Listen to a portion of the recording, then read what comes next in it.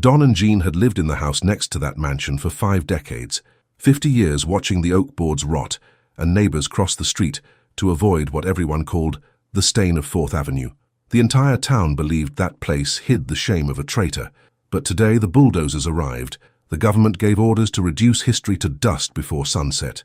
While the neighborhood applauded the end of the old mansion, Don, an 82-year-old veteran who'd learned to read danger in silence, looked at Jean and said, "They're not coming to clean up the town. They're coming to hide what the past still has to say." Without looking back, the couple crossed the rusted gate for the first time in 50 years. They expected to find dust and betrayal. But when Don forced open the attic door and the flashlight beam illuminated an impeccable military file and a letter with the army seal addressed to the father he'd never known, his heart stopped. What Don and Jean had just discovered wasn't a ruin. It was proof that the person the town had hated for half a century was actually the one who'd saved them all from a betrayal no one imagined. If you've ever been judged without a chance to defend yourself, if you've seen truth buried for convenience, if you've ever needed courage to challenge what everyone believed, this story is for you. Prepare to see the moment when 50 years of lies crumble before the courage of a couple who refuse to let truth be demolished along with bricks. Subscribe now, because what Don finds in that attic will make you believe it's never too late to rewrite history. This is Dreams Don't Age. Donald Carter was 82 years old and had learned long ago that the loudest voices in a room were rarely the ones telling the truth. He stood at his living room window on the morning of June 15, 2025, watching the crowd gather across the street with their phones raised, filming the arrival of 3 massive bulldozers painted in municipal yellow. The machines rumbled down 4th Avenue like mechanical dinosaurs, their treads leaving marks on the old asphalt, their diesel engines making the windows of Don's modest house vibrate with each idle rev. The crowd was growing by the minute. Neighbors who'd lived on this street for decades, curious teenagers filming everything for social media, local reporters setting up cameras to document what the mayor had called a historic moment for Riverside's revitalization. Everyone seemed excited, relieved even, to finally see the end of the eyesore that had haunted their neighborhood for half a century.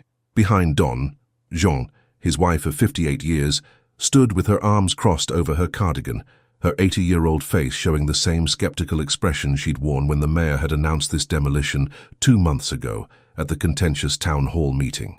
Don had been there that night, sitting quietly in the back row while Mayor Richard Morrison had stood at the podium, explaining why the condemned property at 412 4th Avenue needed to be demolished immediately for public safety. "They're actually going through with it," Jean said quietly, her voice carrying the slight tremor that had developed over the past few years. "I didn't think they would. Not this quickly. They have to move fast," Don replied, his voice still carrying that gravelly tone from too many years, breathing too much smoke and dust in places most people only saw on news reports. "That house is the last witness to something they can't afford to have examined. The longer it stands, the more chance someone might actually look inside." The mansion across the street, officially designated as 412 4th Avenue, but known to everyone in Riverside, North Carolina simply as the Hayes Place, or more commonly, that traitor's house, had been abandoned for exactly 50 years. Don knew the precise timeline because he'd been living next door in his modest 2-story when Colonel William Hayes had disappeared without explanation in 1975, and he'd watched the house slowly decay from a stately Victorian manor, with wraparound porches and ornate trim, into what now looked like something from a horror movie set. The transformation had been dramatic and thorough. The paint had peeled away in long strips, exposing grey, weathered wood underneath. The wraparound porch sagged dangerously in the middle, several boards visibly rotted through. Multiple windows were broken, some boarded up with plywood that had itself rotted and fallen away over the decades. Vines had claimed the eastern wall completely, their tendrils working into cracks in the foundation with destructive persistence. The roof showed multiple areas of obvious damage, with missing shingles and what appeared to be structural sagging. The front yard had become an overgrown jungle of weeds and volunteer trees that had sprouted and grown wild. And yet, despite 5 decades of obvious neglect, despite the complete absence of any maintenance, despite weather and time and vandalism and decay, the house still stood, still fundamentally solid, still refusing to collapse even though by all rights it should have fallen years ago. The town had hated that house for as long as Don could remember living next to it. Not just disliked it or found it unsightly, genuinely, viscerally hated it, With the kind of emotion usually reserved for living enemies, people crossed the street rather than walk past it on the sidewalk. Parents warned their children in serious tones to stay away from the traitor's house and never ever go inside. Teenagers periodically spray-painted obscenities on the walls, though the graffiti never seemed to stick properly. The paint would run and fade within weeks, as if the house itself rejected the vandalism. And every town council meeting for the past 20 years had included at least one impassioned citizen, demanding that the dangerous eyesore be torn down for public safety and community dignity. The official story was simple, consistent, and had been repeated so many times over 5 decades that it had calcified into accepted historical fact that nobody questioned. Colonel William Hayes, retired military intelligence officer and former analyst, had been discovered in 1975 to be selling classified information to foreign powers. Before he could be formally arrested and tried for treason, he'd disappeared, abandoning his home and leaving behind unpaid debts and civic disgrace. The military had quietly buried the investigation to avoid creating a public scandal that would damage national security, but everyone in Riverside knew the real truth through unofficial channels and persistent local gossip. The Hayes Mansion was a monument to betrayal and treason, and its continued existence was an insult to every patriotic American, especially to the veterans who'd served their country honorably. Don had never believed a single word of it, not for one moment, in 50 years. Not because he had concrete evidence to the contrary, he didn't, or at least he hadn't until this morning, but because of something that had happened in 1968, 57 years ago, when Don had been a young private of 25, scared and inexperienced, deployed to Vietnam and assigned to a patrol that had walked straight into a carefully planned ambush in dense jungle terrain. Half his unit had been cut down in the first 30 seconds of overwhelming enemy fire. Don had taken shrapnel fragments in his left leg and lower back, had been pinned behind a fallen tree, bleeding heavily and unable to move, listening to the screams of dying men around him, and certain he was going to die there in the mud thousands of miles from home. And then Colonel William Hayes had appeared like something from a fevered dream. He'd been running a classified intelligence operation in the area, had heard the firefight from his position, and had personally led a small team on an unauthorized rescue mission that saved Don's life and the lives of 3 other critically wounded soldiers. Hayes had carried Don over his shoulder through hostile territory for over 2 miles, had gotten him to a medevac helicopter, had quite literally saved his life through extraordinary courage and complete disregard for his own safety.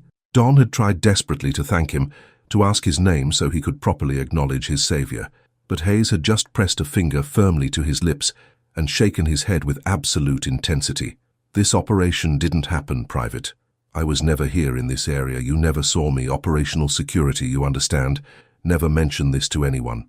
Don had understood. Military intelligence operations were classified at levels he couldn't comprehend. Hayes couldn't be acknowledged publicly. So Don had kept the secret faithfully for 57 years.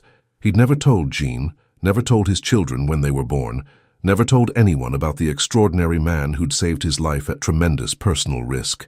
And when Hayes had disappeared in 1975 and been branded publicly as a traitor who'd sold secrets to America's enemies, Don had been torn apart inside, knowing with absolute certainty that the accusation was false but unable to speak the truth without violating operational security and potentially endangering others.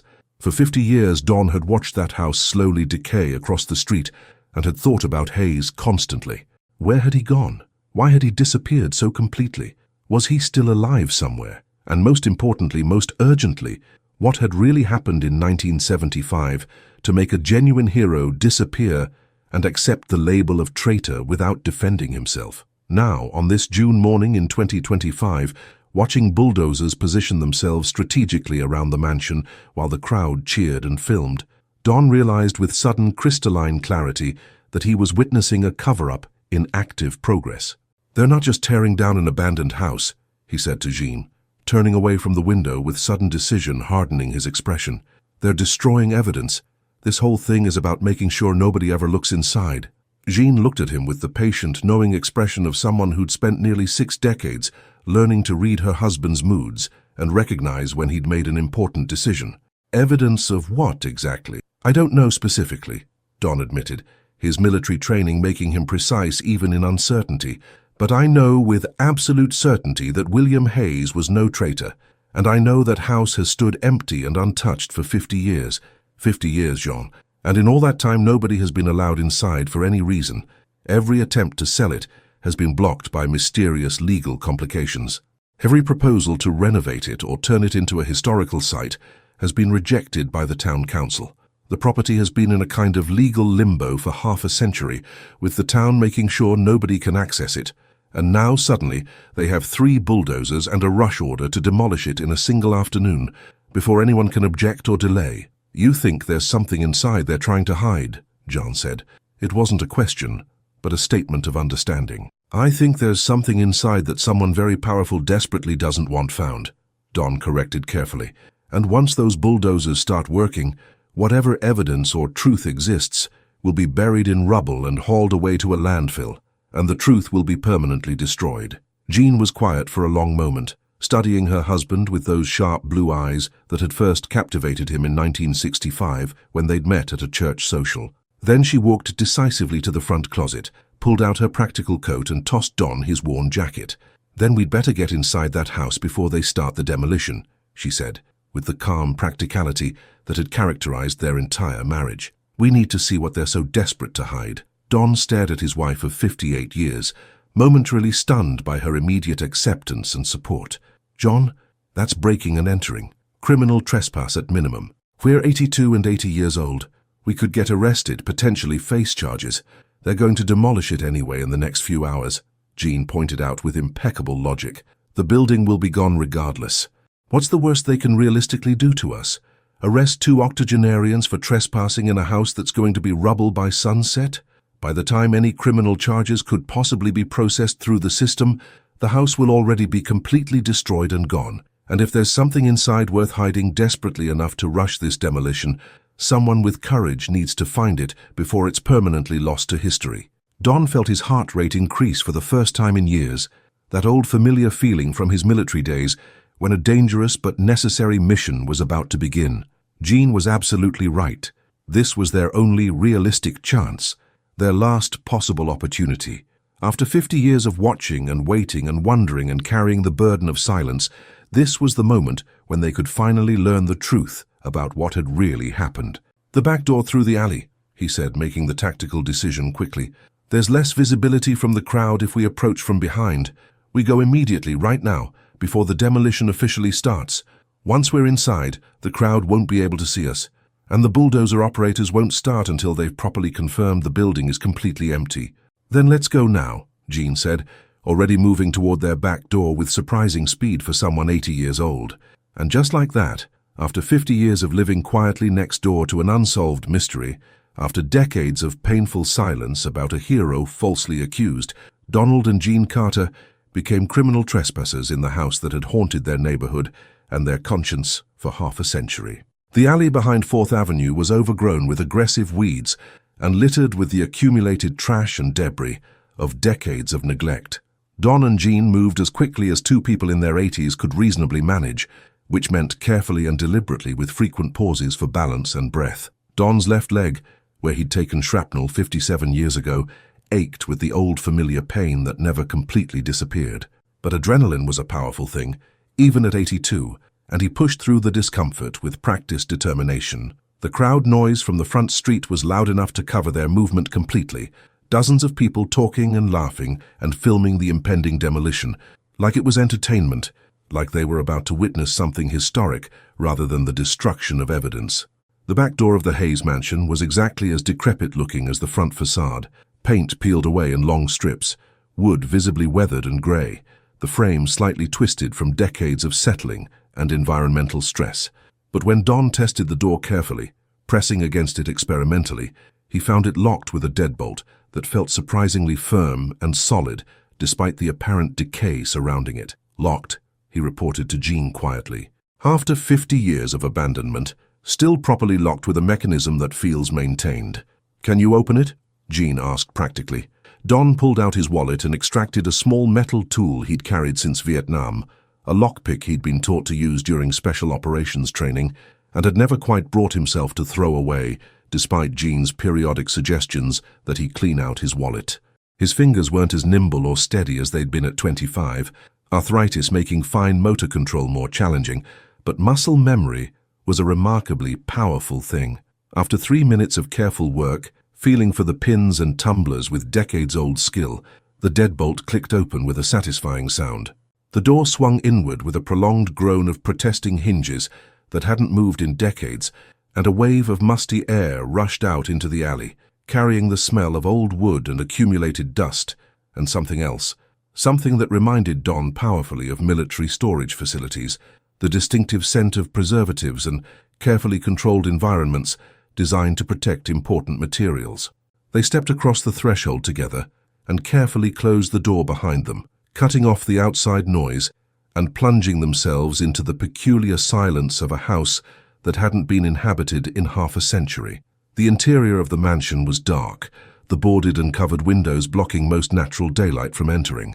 Don pulled out a small LED flashlight he'd grabbed from his junk drawer, a habit from military service always carrying a light source, and clicked it on. The beam cut through the gloom to reveal a scene that made absolutely no sense whatsoever, given what they'd expected to find. The house should have been utterly destroyed inside after 50 years of complete abandonment. 5 decades without maintenance or care should have meant collapsed ceilings, rotted floors, extensive water damage, animal nests throughout, vegetation growing through cracks and broken windows. Nature should have reclaimed this space thoroughly and completely, reducing it to a shell. Instead, they were standing in what looked like a carefully preserved museum or time capsule.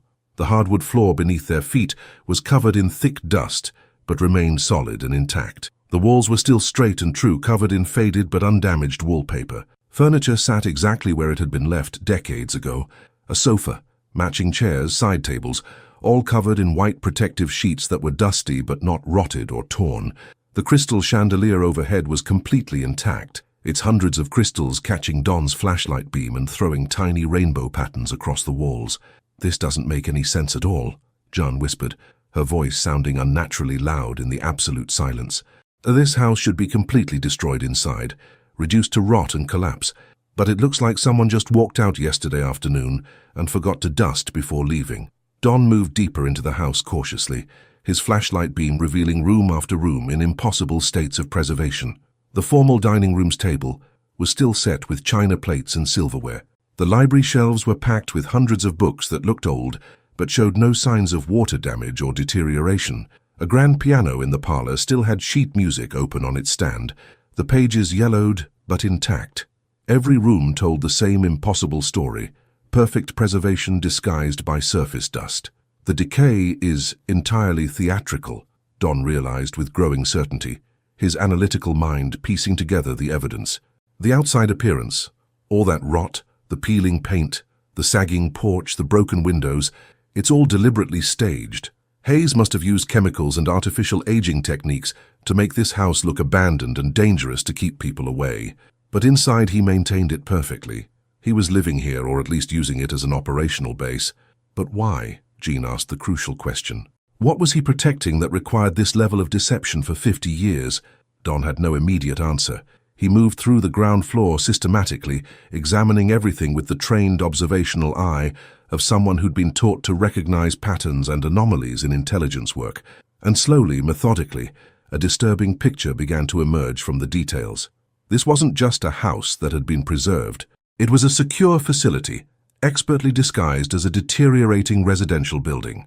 Every window had internal steel shutters carefully hidden behind the wooden boards. The doors were reinforced with metal plates concealed under the decorative wood facing.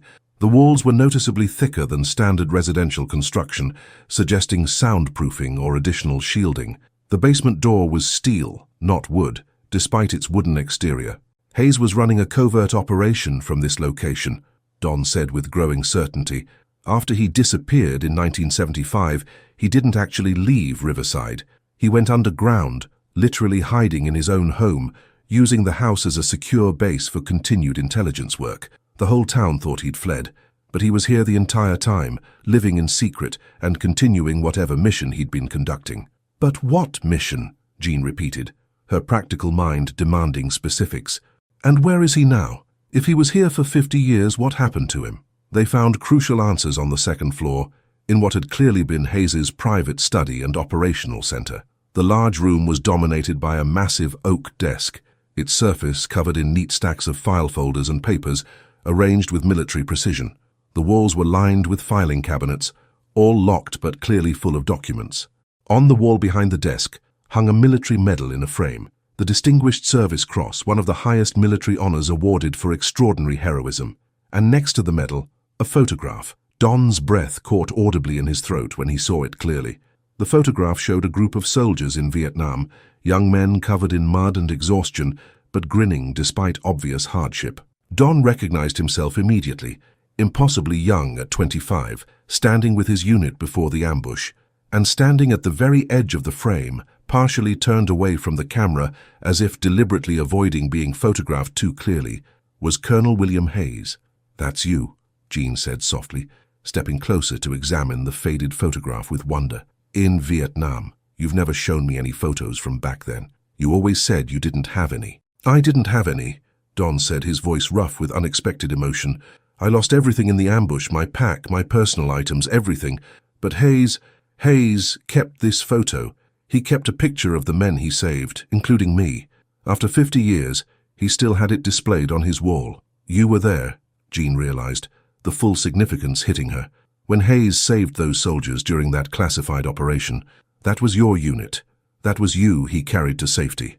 Don had kept the secret faithfully for 57 years, never breaking operational security, never violating the trust Hayes had placed in him. But here, standing in this preserved room next to his wife of nearly 6 decades, facing evidence of Hayes's continued vigilance and sacrifice, the secret felt both necessary to finally share and impossible to keep holding inside any longer. "He carried me out of that jungle on his back," Don said quietly, each word heavy with long-suppressed emotion. "I was 25 years old, wounded and bleeding, certain I was going to die in that mud, and he saved my life at tremendous risk to himself and his classified mission. He told me I could never tell anyone that the operation was classified at the highest levels, and any acknowledgement would compromise national security, so I never did tell anyone. Not you, not our children, not anyone. And when they branded him a traitor 7 years later, when the whole town turned against him, I couldn't defend him publicly because I wasn't supposed to know he existed or what he'd done." Jean took his weathered hand in hers, her 80-year-old fingers lacing through his 82-year-old ones with the familiar comfort of nearly 6 decades together. "Then let's find out what really happened," she said with quiet determination. "He saved your life. The absolute least we can do is discover the truth and clear his name, even if it's 50 years too late." They turned their attention to the papers and files meticulously organized on the desk. Don's hands were shaking slightly, from age, emotion, or anticipation, he couldn't tell, as he picked up the first manila file folder, opened it carefully, and began to read the contents that would unravel 50 years of carefully maintained lies. The files on William Hayes's desk told a story that made Don's blood run cold despite the stuffy warmth of the sealed house. Hayes hadn't been a traitor at all. He'd been a dedicated intelligence analyst working for Army intelligence, and in 1974-1975, he'd uncovered something that had put his life in immediate and severe danger. The documents were extraordinarily detailed and meticulously organized, showing the methodical mind of a trained intelligence professional. Hayes had discovered that a group of local politicians and prominent businessmen in Riverside had been systematically embezzling federal funds intended specifically for veteran services and community development programs.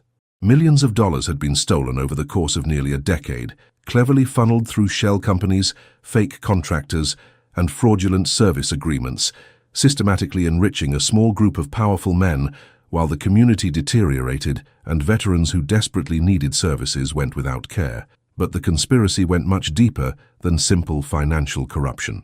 Hayes had discovered through his investigation that some of these men had established connections to organized crime syndicates, and that they were using Riverside's strategic geographic location as a regional hub for moving illicit goods, laundered money, and other criminal activities. The town's position and the corrupt local government provided perfect cover and protection for these operations. When Hayes had started investigating these connections, when he'd begun systematically compiling documentary evidence and building a prosecutable case, the conspirators had realized he represented an existential threat to their entire operation. They'd used their extensive connections within the military bureaucracy, connections Hayes meticulously documented, to have him falsely branded as a traitor selling secrets, knowing the stigma and accusations would completely destroy his credibility before he could expose their criminal enterprise. They'd forced him to disappear, to abandon his public life and go into hiding, while they deliberately spread elaborate lies about him selling classified information to foreign powers. But Hayes hadn't run away to save himself.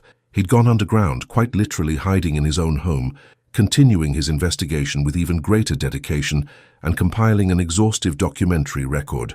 For 50 years, he'd lived in secret in this house, watching the town through carefully hidden observation points, documenting the continued corruption, gathering evidence, and preparing comprehensive files for the day when someone trustworthy might finally discover the truth. "Look at this," Jean said, her voice tight with controlled anger as she held up a document that made Don's hands clench involuntarily into fists. It was a meticulously researched family tree, showing relationships and inheritances across 3 generations. The original conspirators from 1974-1975 were listed at the top with dates and documented roles, names Don vaguely recognized from old Riverside politics and business.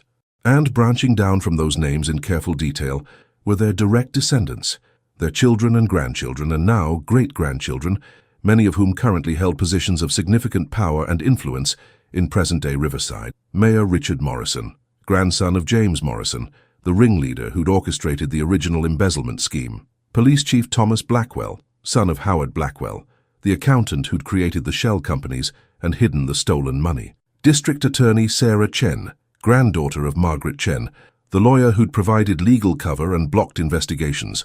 All of them were directly descended from the original conspirators.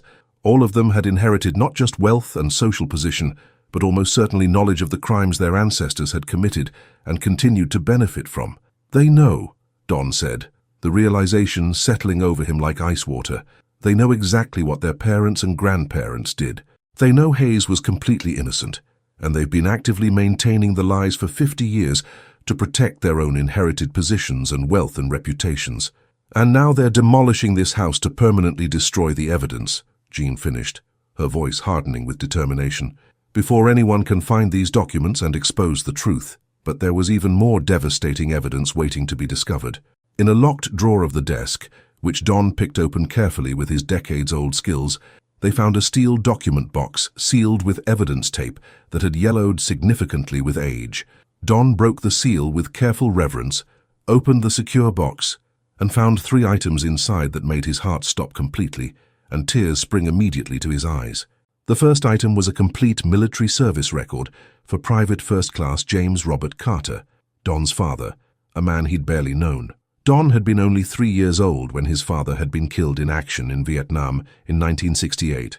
He'd grown up with only scattered fragments of information about the man, a handful of faded photographs his mother had kept, and the vague official knowledge that his father had died heroically in combat. The military had never provided detailed information, saying only that PFC Carter had been killed in action and had died serving his country with honor. Now, holding his father's complete and detailed service record in his trembling 82-year-old hands, Don learned the full truth his mother had never known, and he'd never been told. His father hadn't just died in generic combat. He'd been killed specifically during the exact same operation where Hayes had saved Don's life. The ambush that had wounded Don so severely had also killed his father. They'd been serving in the same unit. Though Don had never made that connection before, he'd been too young, too new to the unit, and the chaos and trauma of combat had made it impossible to know everyone. His father had died providing covering fire, deliberately drawing enemy attention to himself to allow wounded soldiers, including his own son, to be evacuated to safety. He'd given his own life knowing that his sacrifice might save others, including the son he'd never see grow up. Hayes had known this terrible truth. Hayes had carried Don to safety while knowing that Don's father had just been killed in the same firefight. And Hayes had kept Don's father's service record carefully, had preserved it for 57 years, had protected this evidence of heroism while waiting for the day when Don might finally discover it. The second item in the secure box was a letter, written in his father's distinctive handwriting on military stationery, addressed simply, "To my son, Donald. If you're reading this, then I'm gone, and you're old enough to understand what I need to tell you. I'm writing this the night before a very dangerous operation, the kind of mission where you write letters to loved ones just in case you don't come back. I want you to know that I love you more than words can possibly express.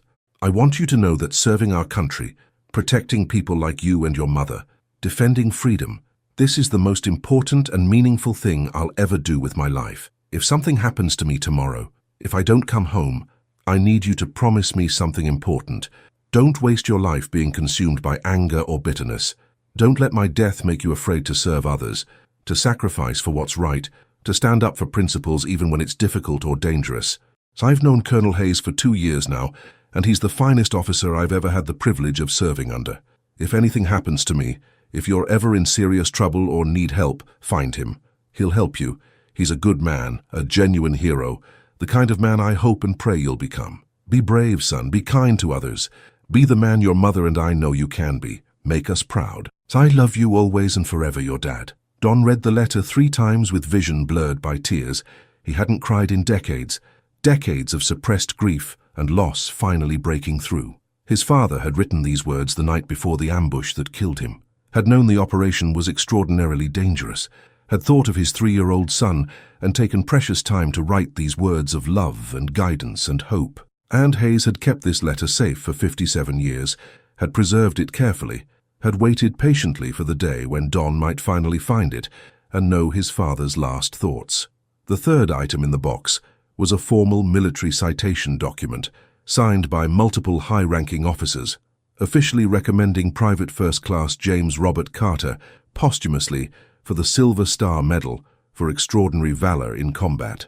The citation described in precise detail how Don's father had provided sustained covering fire under heavy enemy assault, how he'd refused to retreat to safety even when his position was being overrun, how he'd fought with exceptional courage until his last breath to protect his fellow soldiers and enable their evacuation. The citation had been written and properly signed, but had never been officially filed or processed. Someone with authority had deliberately buried it, suppressed it, prevented Don's father from receiving the recognition and honor he'd earned through ultimate sacrifice, and Don understood immediately why this had happened. Hayes had written a brief note attached to the citation, dated 1975. They're suppressing this medal recommendation to punish me for documenting their crimes. James Carter died a genuine hero, and they're deliberately denying him official recognition because I was his commanding officer, and they want to hurt me. I'm keeping this safe and protected until the truth can finally come out and he can receive the honor he earned and deserves. James deserves so much better than this. His son deserves to know the complete truth. Don stood in that dusty study, 82 years old, holding his father's final letter and learning for the first time the complete story of how his father had died protecting others. Learning that his father had been an authentic hero. Learning that Hayes had carried the burden of this knowledge for decades, had protected these precious documents, had waited patiently for this exact moment. Don, Jean said gently, her hand warm on his arm, we need to move quickly now. We don't have much time left before they start the demolition. We need to gather as much evidence as we possibly can. Don pulled himself together with considerable effort, carefully placing his father's letter and the medal citation in his jacket pocket where they'd be safe. Then he began systematically gathering the most incriminating documents from the desk, the files detailing the conspiracy, the family trees showing current officials' connections to the original criminals, the evidence of corruption spanning 50 years.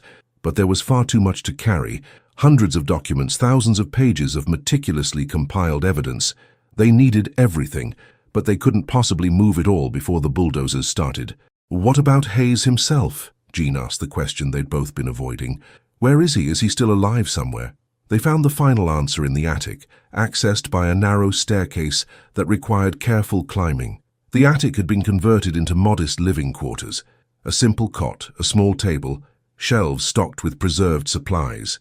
And on the table, written in increasingly shaky handwriting that showed advancing age and illness, they found Hayes's final message dated December 2024, just 6 months ago. If you're reading this, I'm finally gone. Cancer, if you're curious. Lived to be 94 years old and died on my own terms, so I consider that a victory over the people who tried to kill me 50 years ago. I couldn't expose the truth while I was alive. They would have destroyed all the evidence and eliminated me before I could speak publicly. But now I'm done playing their game. Everything you need is here in this house. All the evidence, all the proof, all the documentation. This house will keep it safe and protected until someone genuinely brave and honorable comes looking for truth. I hope desperately that it's someone who understands what honor and service really mean. Someone who knows that truth matters more than personal comfort or safety. Someone like the men I had the privilege of serving with. If you're reading this, don't let them bury the truth again. James Carter's son deserves to finally know his father was a hero. Riverside deserves to know it's been systematically lied to for half a century. And I deserve to stop being remembered as a traitor when I spent my entire life serving with honor. Finish what I started. Godspeed and good luck, Colonel William Hayes, United States Army Intelligence, retired. Don stood absolutely still in that cramped attic, reading Hayes's final words. The extraordinary man who'd saved his life had died just 6 months ago, alone in this hidden space, taking his last breath in the same house where he'd spent 50 years protecting truth and waiting patiently for justice. He waited his entire life, Don said quietly, his voice thick with emotion. He waited 50 years for someone brave enough to find this evidence and expose the truth. And he died still waiting, still hoping, never knowing if anyone would ever discover what he'd preserved. But we found it, Jean said with absolute determination. We're here now, and we're not going to let his 50 years of sacrifice be for nothing. Outside, they heard the distinctive sound of diesel engines revving higher. The bulldozers were preparing to begin their work. They had minutes remaining at most. Don looked at his wife of 58 years, at the overwhelming evidence scattered around them, at the truth that was about to be buried forever under rubble unless they acted immediately and decisively. And he made a decision that simultaneously terrified and exhilarated him. Call 911 right now, he told Jean firmly. Tell them there are people currently inside the building and the demolition needs to stop immediately. That'll buy us maybe 30 minutes before they can verify and proceed. And what are you going to do in 30 minutes? Jean asked, already pulling out her cell phone. Don picked up Hayes's Distinguished Service Cross Medal from the wall with reverent care. He picked up his father's Silver Star citation and the letter. He gathered as many crucial documents as his arms could physically hold. I'm going to walk out that front door, he said with calm determination. I'm going to stand directly in front of those bulldozers where everyone can see me, and I'm going to make every single person in this town listen to the truth they've been avoiding for 50 years. Donald Carter emerged from the front door of 412 4th Avenue at exactly 2:47 p.m., stepping onto the sagging porch that had terrified neighborhood children for half a century. The crowd that had been laughing and filming enthusiastically fell into shocked, confused silence. As an 82-year-old man they all recognized, the quiet veteran who'd lived next door seemingly forever, appeared from inside the supposedly empty, haunted house, carrying a substantial armload of papers and wearing 2 military medals prominently displayed on his chest. The 3 bulldozer operators immediately killed their engines, utterly confused by this completely unexpected development. Mayor Richard Morrison, who'd been giving enthusiastic interviews to local media about this historic moment of civic revitalization, turned visibly pale as he saw Don walking steadily and deliberately down the porch steps toward the massive yellow machines. "Stop that man immediately," Morrison shouted, his voice cracking with barely controlled panic. "He's trespassing. Someone call the police and arrest him right now." But Don kept walking with steady purpose, moving through the crowd that parted uncertainly before him until he stood directly in front of the lead bulldozer in a position where he couldn't be ignored. He carefully set his substantial stack of papers down on the warm hood of the machine, then turned to face the crowd, the mayor, the reporters, and the dozens of cameras that were now all pointed directly at him. "My name is Donald Carter," he said, his voice carrying with the natural authority of someone who'd once given orders under fire. "I'm 82 years old. I'm a decorated veteran. I've lived next door to this house for exactly 50 years, and I'm here to tell all of you that absolutely everything you believe about Colonel William Hayes and this house is a complete and deliberate lie." Morrison desperately tried to interrupt. "Mr. Carter, you're clearly confused and disoriented. You need medical attention. Someone please—" "I'm not confused." Don's voice cracked like a whip, instantly silencing the mayor and commanding complete attention. "I'm probably thinking more clearly than I have in 50 years, and I'm going to tell every single person here exactly what happened in 1975 and why this house is being demolished so urgently today." He picked up the first document from his stack with steady hands. This is a classified military intelligence file compiled by Colonel William Hayes over a period of years. It comprehensively documents a massive conspiracy involving local politicians and businessmen who systematically embezzled millions of dollars in federal funds specifically intended for veteran services and community development.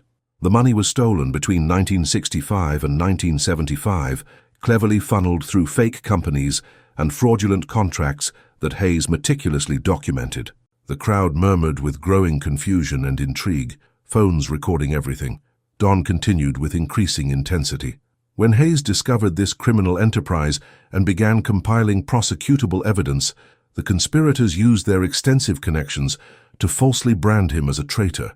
They deliberately forced him to disappear and systematically spread lies about him selling secrets to foreign powers. But Hayes didn't actually run away. He went underground, hiding in this very house, and spent 50 years continuing to document the truth and gather evidence. He picked up the family tree document John had found. These are the names of the original conspirators and their specific roles, and these are their direct descendants who currently hold positions of significant power in Riverside today. Mayor Morrison's grandfather, James, was the ringleader who orchestrated everything. Police Chief Blackwell's father, Howard, was the accountant who created the shell companies and hid the stolen money. District Attorney Chen's grandmother, Margaret, provided the legal cover that blocked investigations. Morrison's face had transformed from pale to deep red, with barely controlled rage. This is absolutely insane. He's making up ridiculous conspiracy theories. Those documents are obvious forgeries created by a delusional old man. Then why are you so desperate to demolish this house immediately? Don challenged directly, his penetrating gaze fixed on the mayor. If Hayes was just a crazy traitor, why not allow professional historians to examine the building? Why rush to destroy it? Why specifically today? Why this urgent timeline? Why before anyone can possibly look inside and verify anything? He pulled out his father's letter, his hands visibly shaking now as he held it up for the crowd to see. My father, Private First Class James Robert Carter, died in combat in Vietnam in 1968. I was 3 years old. The military told my mother only that he died heroically in action, but never provided any specific details. I learned today, just 2 hours ago, that my father died protecting his unit during a devastating ambush. The same ambush where Colonel William Hayes personally saved my life by carrying me to safety while I was wounded and bleeding. The crowd gasped audibly. Several people in the front were visibly crying. Don continued, his voice now thick with profound emotion, but remaining steady. Hayes carried me out of that jungle over his shoulder, through 2 miles of hostile territory. I was 25 years old, wounded, and certain I was going to die, and he risked everything to save my life. My father died providing the covering fire that allowed me and others to be evacuated. He gave his life knowing his sacrifice might save his own son. Giant Hayes kept my father's letter to me, kept his medal citation, kept it all protected and safe for 57 years, waiting for me to finally find it and know the truth. He held up the Silver Star citation with trembling hands. My father earned this medal through extraordinary valor and ultimate sacrifice, but it was deliberately suppressed, never officially filed, never processed.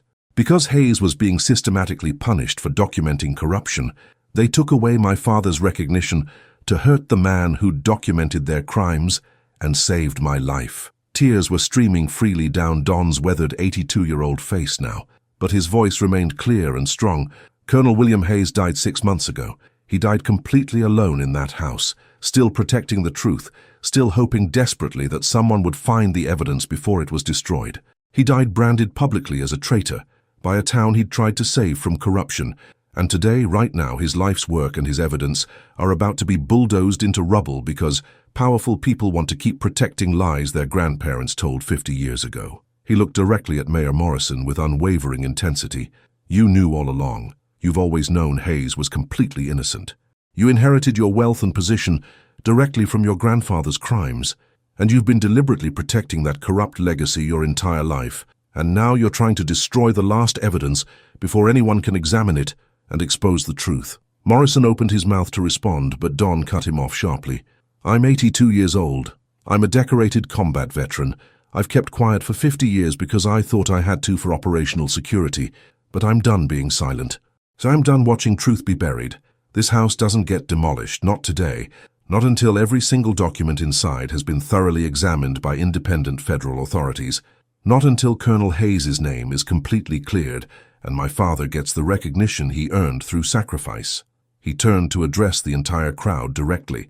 If you have any genuine respect for truth, for honor, for the men who actually served this country with integrity, you'll support me right now. If you have any shame about passively accepting lies for 50 years, you'll demand real answers. And if you have any courage at all, any at all, you'll stand with me right here and stop these bulldozers until the truth can be properly investigated. For a long, tense moment, absolutely nothing happened. The crowd stood frozen, uncertain. Then Jean emerged from the house, carrying even more documents, and stood firmly beside her husband. Then an elderly man from the crowd, another veteran, Don recognized him from VFW meetings, stepped forward decisively and stood next to them. Then another person. And another. Within 5 minutes, more than 50 people had formed a human barrier between the bulldozers and the house, while the rest of the crowd continued filming everything and posting frantically to social media with the viral speed of modern technology. Mayor Morrison desperately tried to order the police to forcibly clear the crowd, but Police Chief Blackwell, perhaps suddenly realizing his own family's complicity was about to be comprehensively exposed, refused the order entirely. Within an hour, news vans from regional stations had arrived on scene. Within 2 hours, state authorities were present and taking control. Within 4 hours, federal investigators were on site, beginning to examine Hayes's meticulously compiled documents. And by sunset, when the bulldozers should have reduced the house to rubble and buried all evidence forever, 412 4th Avenue still stood, damaged and aged but proudly defiant, its secrets finally being brought into the light after half a century of enforced darkness. 6 months after Don and Jean had crossed that rusted gate and changed everything, on a cold December morning, a completely different kind of crowd gathered at 412 4th Avenue. The house had been fully restored now, its Victorian beauty finally reclaimed after 50 years of theatrical decay. The rot had been removed carefully by historic preservation experts, revealing that Hayes had deliberately applied chemical treatments to make the wood appear damaged while actually preserving it underneath. The structure had been fundamentally solid all along, just like the man who'd hidden within it. The house was now officially designated the Colonel William Hayes Memorial and Veterans Resource Center, funded substantially by recovered embezzled funds and donations from across the country after Don's confrontation had gone viral and captured national attention. The investigation that followed had been absolutely devastating for Riverside's political establishment. Mayor Morrison had resigned within 1 week, facing serious federal criminal charges. Police Chief Blackwell had followed shortly after. District Attorney Chen had been removed from office.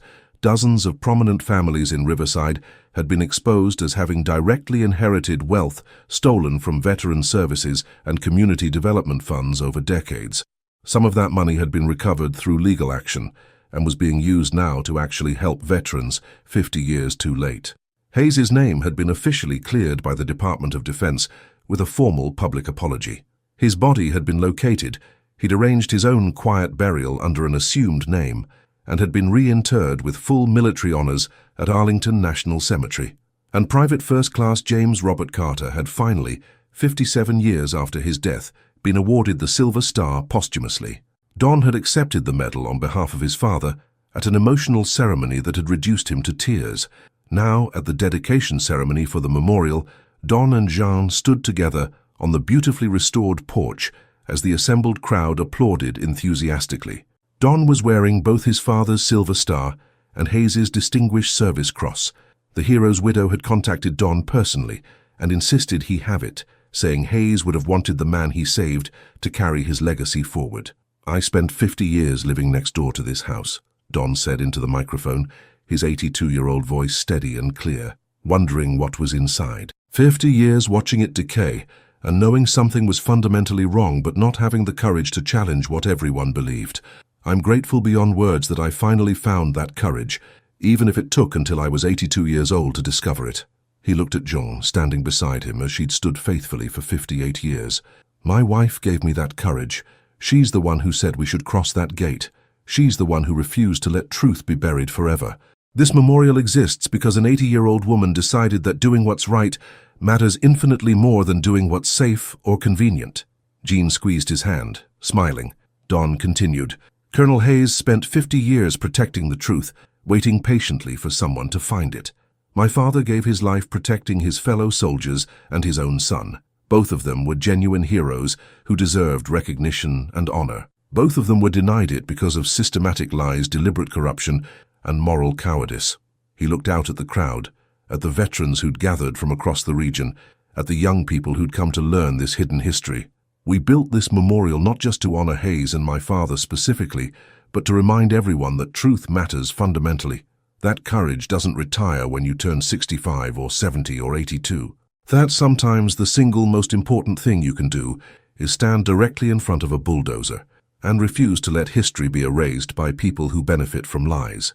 He paused, then added with quiet intensity, If you've ever known something was wrong but stayed silent because speaking up was difficult, if you've ever watched injustice happen and told yourself it wasn't your responsibility, if you've ever wondered whether one person can actually make a meaningful difference, I'm here to tell you they absolutely can. Jean and I were just two elderly people who lived next door to a mystery for 50 years, but we chose courage over comfort. We chose truth over convenience, and we helped clear the names of men who'd been waiting half a century for justice. The crowd's applause was thunderous. Jean stepped to the microphone, speaking publicly for one of the rare times in her life. My husband is too modest, she said with a slight smile. He makes it sound like we carefully planned everything, like we were naturally brave. The truth is, we were absolutely terrified. We're 80 and 82 years old. We broke into a house that was about to be demolished. We could have been arrested, injured, or much worse, but we did it anyway, because sometimes being terrified and doing it anyway is what courage actually looks like in real life. She looked at Don with obvious love. 58 years ago, I married a man who'd learned in Vietnam that standing up for what's right sometimes means standing completely alone. I've watched him struggle for decades with keeping Hayes' secret, watched him carry the pain of knowing a hero was being called a traitor. I'm proud beyond words that we finally got to tell the truth. I'm grateful that our last act of courage got to be together. The memorial was officially opened, its doors thrown wide to welcome veterans who needed services, researchers who wanted to study Hayes' comprehensive documents, and visitors who wanted to understand this previously hidden chapter of American history. Don and Jean gave tours personally that first week, showing people the carefully preserved interior, the study where Hayes had worked tirelessly for 50 years, the attic where he'd spent his final years. They showed visitors the photograph of young soldiers in Vietnam, pointing out both 25-year-old Don and his father, visible in the background. They explained patiently how 50 years of systematic lies had finally crumbled because two elderly people had decided truth mattered more than personal safety or comfort. On Christmas Eve 2025, Don stood alone in Hayes' old study, now preserved as a museum exhibit, looking at his father's framed letter hanging prominently on the wall where thousands of people could read it. I found him, Dad, Don said quietly, to the memory of a father he'd barely known. I found Colonel Hayes like you told me to. I cleared his name the way you would have wanted, and I made absolutely sure you got the recognition you earned through ultimate sacrifice. He touched the silver star pinned carefully to his jacket. I wish desperately I'd had more time with you. I wish I'd known you as more than photographs and stories, but I'm grateful for your letter. I'm grateful you knew Hayes and trusted him, and I'm grateful I finally got to finish what you started, standing up for truth even when it's extraordinarily difficult. Behind him, Jean appeared quietly in the doorway. Ready to go home? Yeah, Don said, turning away from the letter with a peaceful smile. Let's go home. They walked out together, through the house that had kept its profound secrets for 50 years, past the crowds of people who'd come specifically to learn the truth that had almost been permanently buried. And as they crossed back to their own modest house, the home they'd lived in for 50 years, right next door to a mystery that had defined their neighborhood, Don felt something he hadn't experienced in decades: complete peace, the kind of peace that comes from finally doing what you know is absolutely right, regardless of how long it takes, or how difficult it becomes, or how old you are when the moment finally arrives. If this story moved you deeply, if you understand that courage and truth and honor don't retire at 65 or 70 or 82, leave one word in the comments that describes what you would fight for if you knew something was being buried unfairly. Because Don and Jean's story proves something that everyone in this community knows instinctively. Age doesn't diminish our fundamental obligation to do what's right.